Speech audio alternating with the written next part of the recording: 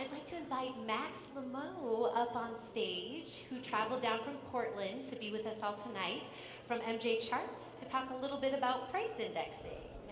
Big warm welcome for Max. Thanks, everybody. It's good to be here. So I've prepared a little bit about a few things. First, I'd like to thank Stephen from Confident Cannabis, Jennifer and Gary, and Erica and OG and Constant for putting together this event. Well, and nobody that I... And without which we wouldn't be here. So my name is Max Lemieux. I'm co-founder of mjcharts.com. Some of you may have seen the website. What we are is a price index that tries to look at all of the retail markets in the country that are publicly advertising and to see what's happening. And what we found is that a lot is happening, and it continues to happen, and it grows constantly. And just to speak about the technology a little bit, I'll preface it by asking, by a show of hands, how many people here have ever built a website? So a few people.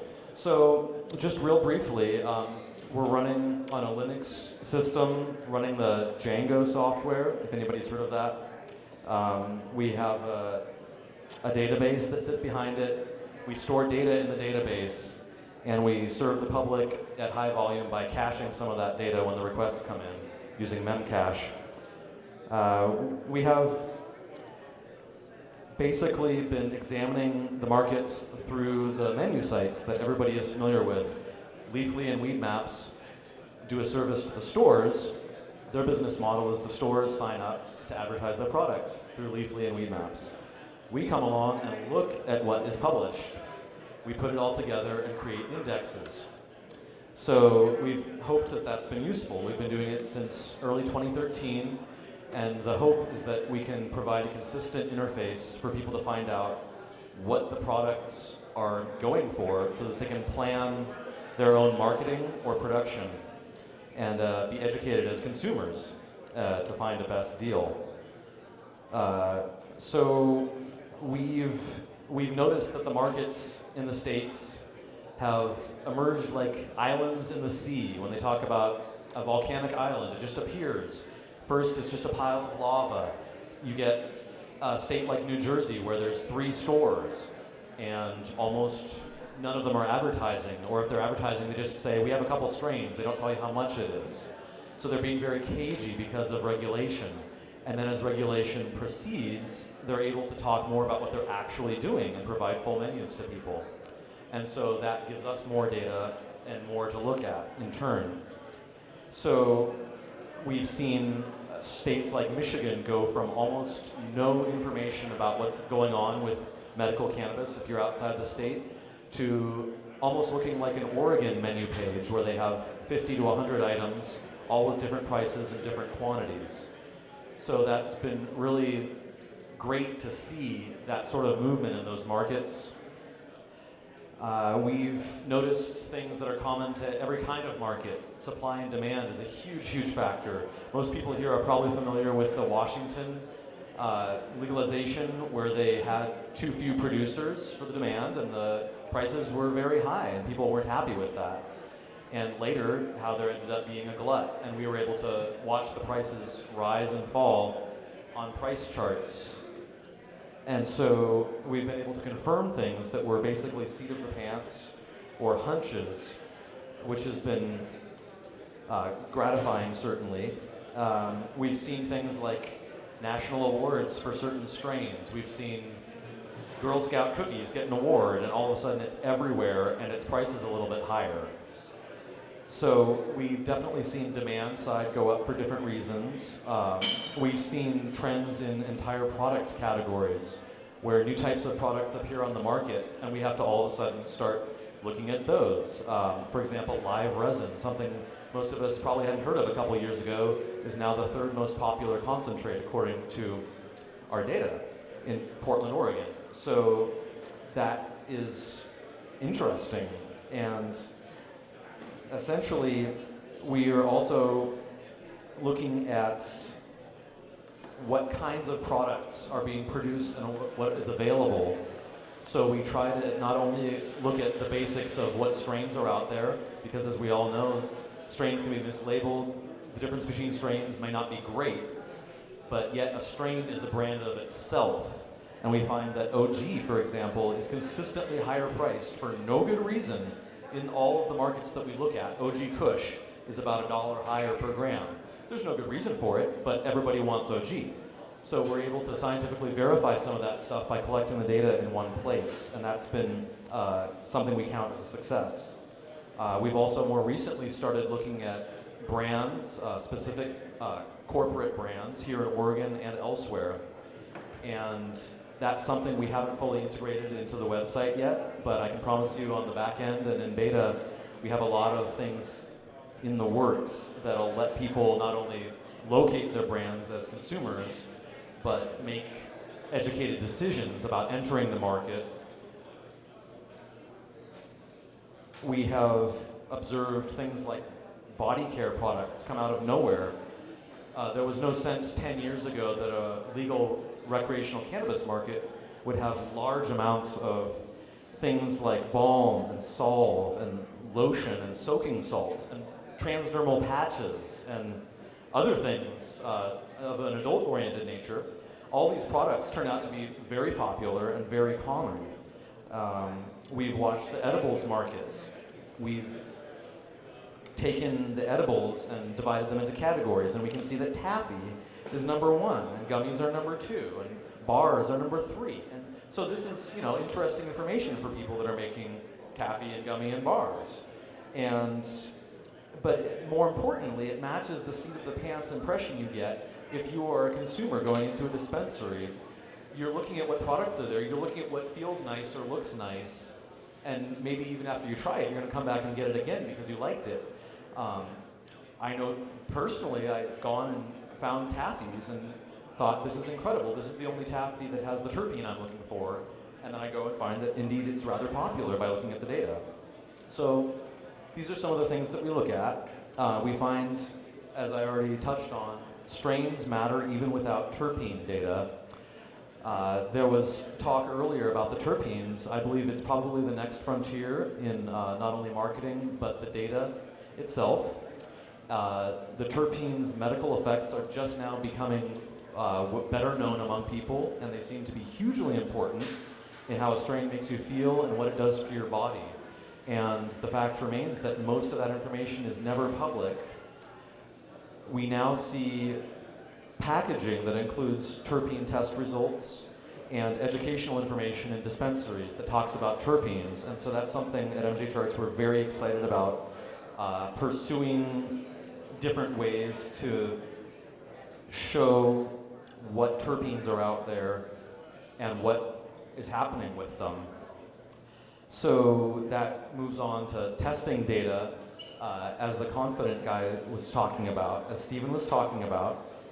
The guys at Confident Cannabis are looking at all of the real testing data, all of the THC, CBD, and terpenes, and they are making their customers aware that it's very important to pass that information on all the way to the consumer, that terpenes matter.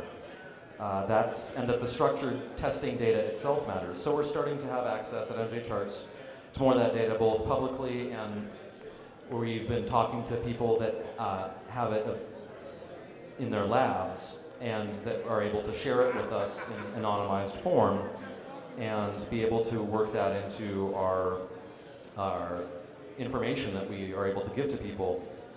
So another thing that was a topic of, you could say, debate was what a legal market at all, think back to before medical, what any legal market would look like for pricing. Would it send the prices sky high? The one I used to hear a lot was, it's just like lettuce. It'll be the same price as lettuce. Well, that hasn't come to pass. In fact, what we see is prices overall similar to older black market prices due to the different burdens that the state requires on taxation, regulation, everything else, and the actual cost of doing business, believe it or not. It costs money to make weed. You have to hire workers. They cost money.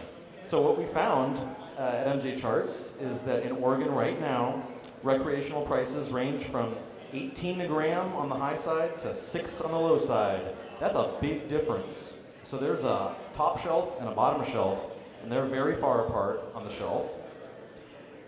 That the medical prices range from 15 to 5. So we see about 20% higher prices recreational than medical, which fits almost perfectly with the tax. So there's not a huge surprise there, but it's something that might be nice to verify. One thing that I've been curious about personally, but doesn't seem to have mattered in the long run, is organic. A lot of people want it, a lot of people don't care. Organic does not command a higher price per se in the marketplace. It commands a higher range because you cannot produce organic cannabis for $6 a gram. What our data is showing is that you can produce it for a final price of about 12 to 15 a gram in the market. So it costs about twice as much to make organic cannabis as it does to make non-organic cannabis. And that's something that we didn't know going into it a couple years ago. So we've been presenting price data charts, if anybody's seen the site. I apologize for not having a wonderful slideshow presentation this time. I invite you all to look at mjcharts.com and watch for our launch of some new features in the months to come. What we have there is price charts. If you're familiar with financial markets, you'll also notice that we have moving averages, and we have ways to see where the price has been, where it's going, and when it starts going up quickly. So you can watch for breakouts in different products in different markets. And so that's something we've always strove to find out, is what's happening and where the changes are and where the trends are in pricing. We are excited through my co-founder Noah's work with Green Sea Distribution to be able to begin integrating wholesale pricing and forecasting on larger markets in order for producers to get a better view on their side of the industry, not just retailers and consumers, which is whom we've primarily been serving so far.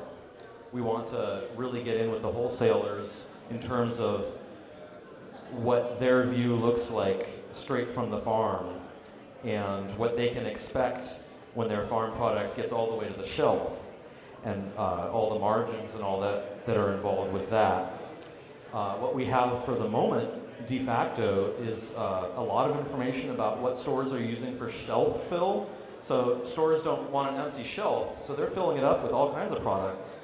They've got 30, 40 different jars of cannabis flowers, but they've also got all their other walls filled with little shelves full of other products. And so we're able to look at all of those products and see which types of products are being sold in which stores. And a lot of that does come down to regulation. Some states have regulated different kinds of products, and that's always reflected in what we see advertised and in what we're able to get information about. For example, emerging markets tend to only advertise flowers, and they don't have the infrastructure and the businesses in place to produce edibles and body care and concentrates and these other more sophisticated products. But later, what we always see is that those products emerge as the market matures. Right now, we're in a place where Oregon, California, Colorado, and basically California are all in mature markets. Michigan's getting close to a mature market, even though it's small. And we're really excited about what Illinois, Maine, and the southwestern states are doing in regards to fleshing out product offerings. And so just to shift gears a little bit to where we're going, so we've been presenting financial charts for a few years now, and we are going to make a little bit of an adjustment to what we give people in terms of a lot of people, what they need is to find the best deal on the product they're looking for.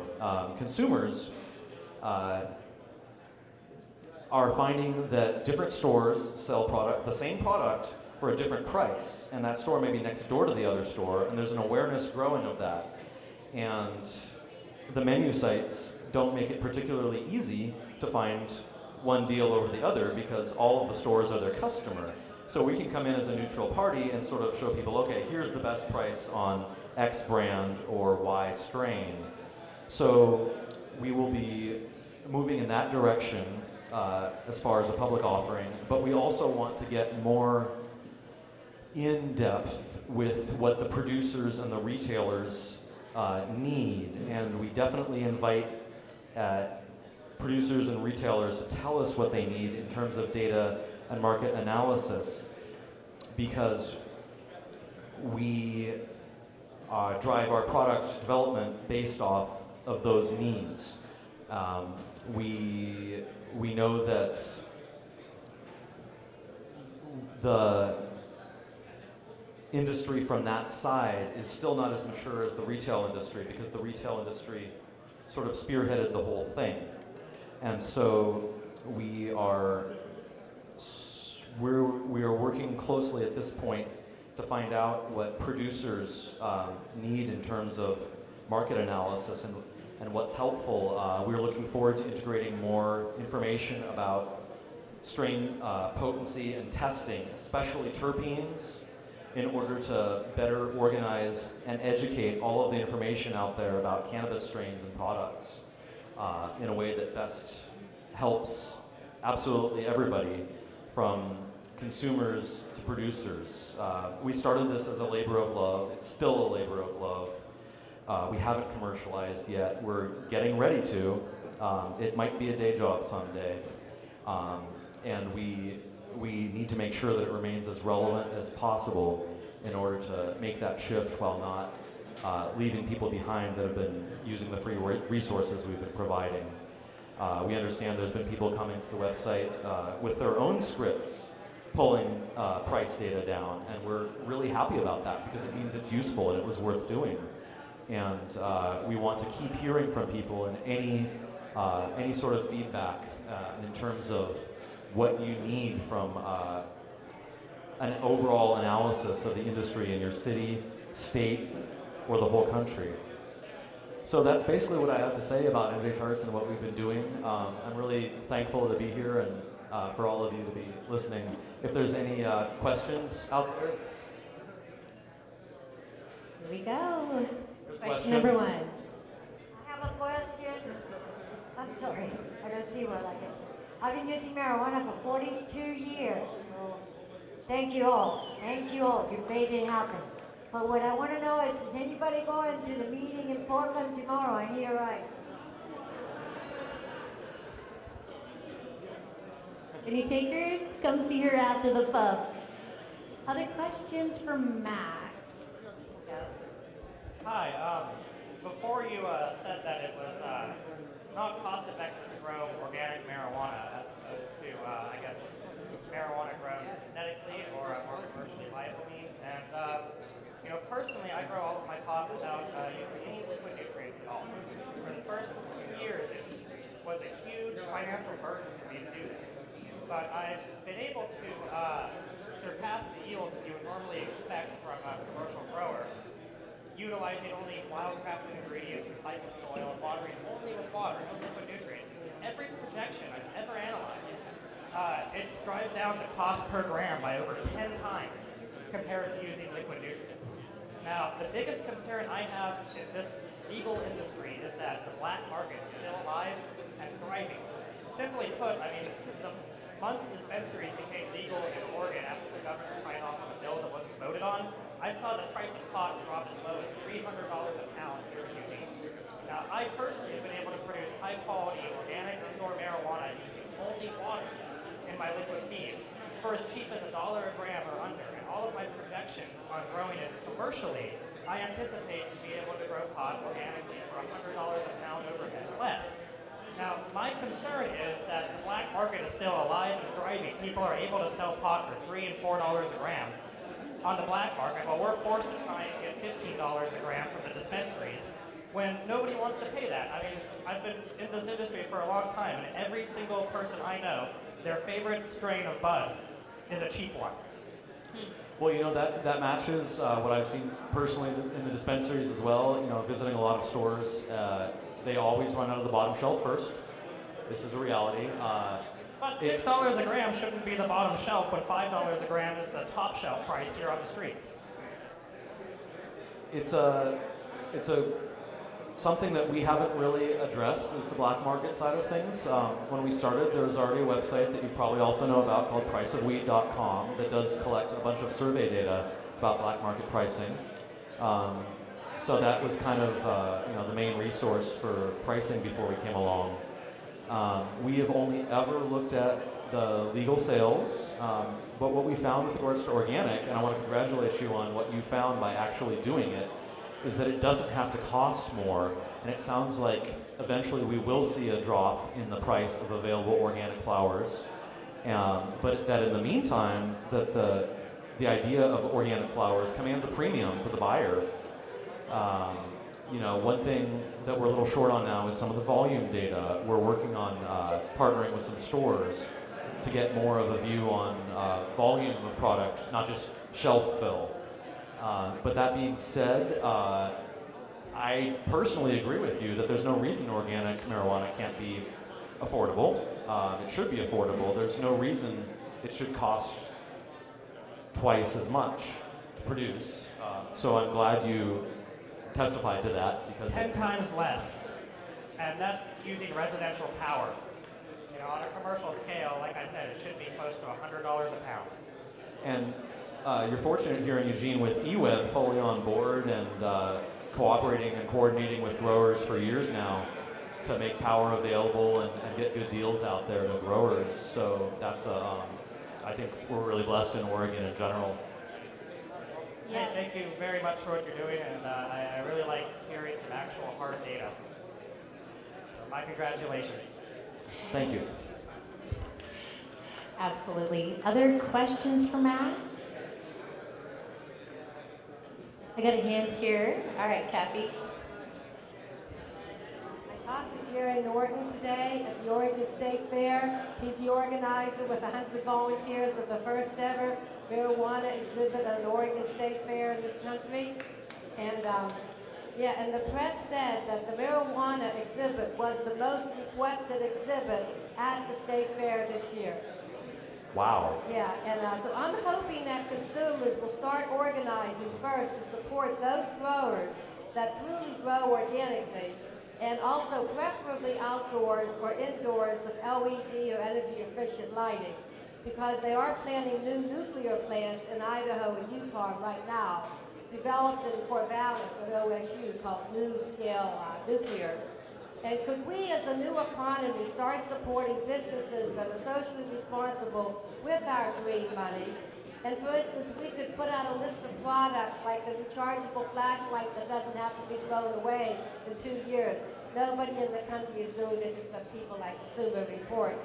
And finally, I'd like to suggest that we start a foundation called the Further Foundation, the home of genius tribes, so we can all start supporting the visions that my generation started. Here we go. Well, as part of the younger generation, I really appreciate what your generation started. I remember in high school, a lot of my peers never thought it would be legal, and here we are. So apart from that, I've been working to include views on organic products in our website. And going forward, we're going to keep pushing that as hard as we can because I believe it can be done without all those chemicals, and I believe it should be done that way. I've personally been willing to pay more, but the gentleman there brought up a great point. It doesn't have to cost more, and so if we can continue steering things that way, that's what we're going to do. So I'm glad you brought that up. Yeah. I have a question for you. I was curious what different services MJ Charts may or may not offer. You've created this incredible database that anyone can access for free. I don't remember seeing any ads or marketing up on there. So I was curious as far as what you can do for the farmer. If I'm curious about market trends, can I give you a call? Is there an email contact sheet? Yeah, so we have a contact form. There's a contact page on mjcharts.com. We also have discussed comments on every page if people want to talk about specific market pages. We are in the process of rolling out a commercial offering for the first time. We've run it as a essentially nonprofit, although not in those specific turns, we will be providing as much market information as possible in a commercial offering within the next few months in time for this harvest to come in. I know it's already coming in. And at that point, we will basically open up a lot of things that we didn't feel were of necessarily public interest on the consumer side. Just some in-depth information about market breakdowns and which products are where, and all of those angles are things that we can present to people. And so we are looking forward to doing that, but at the same time, we want to make it even more accessible for people that just need medicine or just want to have a good time. They're going to be able to get our products, everybody here's products, by searching a simple web page instead of having to navigate a complicated series of menus just to hope they find what they're looking for. So the hope is that we can improve access for everybody and improve flow for the producers and retailers. Fantastic. Big round of applause for Max, everybody. Thank you, everybody. Thank you so much. From transparency to security to accessibility, we've all learned so much tonight about cannabis technologies, and it's only just begun. And again, I wanted to thank Max and his partner as co-sponsors for this month's Science Pub. I wanted to give a big shout out again to, of course, MJ Charts and Green Sea Distribution. Again, we couldn't keep this event free to the public if it weren't for their monthly support of our event. So if you do see them in the audience tonight, say thanks. They're making this happen for us. And I do have just a few announcements. I wanted to remind everybody that if you've missed a Science Pub or two, these are all available online. They've been filmed since the second dawning of Cannabis Science Pub. Really good resolution on YouTube. Just type in Cannabis Science Pub. All the different topics will come up. And of course, we do have Stardog Botanicals to thank heartily for making those publicly available. Thank you so much. And I also wanted to remind everybody again, this is for you. So take just a minute, give us a little bit of feedback. If I blasted through my conclusion too fast, or you wanted to hear just a little bit more from a speaker, please let us know. And on that same topic, I have a question for you guys tonight. So we're celebrating our 13th Cannabis Science Pub this month. And last year, we did close down the pub for November and December for the holidays, anticipating a lower turnout. What we discovered this year was that June and July in Lane County are when all the farmers are working the hardest and everybody's at a reggae festival. So we had really, really poor turnout June and July. So I want to do just a quick show of hands, and I'll be doing this survey twice before making a decision. But would you guys raise your hands if you would like us to keep going through the holiday season, through next spring and summer, and take a break June and July? If you want us to keep going, I don't need a break. We can keep doing this. I get a show of hands if you don't want to take a break. All right, I'm at maybe 60% I would say. Okay, now please raise your hands if you would like November and December off. All right, that's clear. If anybody has any compelling concerns, please fill out a form and let me know why. And of course, we'll take that into consideration. We'll run this survey one more time. But yeah, let's push through the year. And I also wanted to invite everybody to next month's Cannabis Science Pub. So it'll be our Legislation 102, part 2 of our very first inaugural session back in June of 2015. So we will be hearing from the Eugene Police Department. We'll be hearing from the Oregon Department of Agriculture. And we will also be hearing from, I'll leave that last one as a surprise. That's your catcher, that's your hook. All right, guys, I know a lot of you have already started your networking tonight, so dive in, buy a pint, grab some pizza. Thanks for coming out to the pub.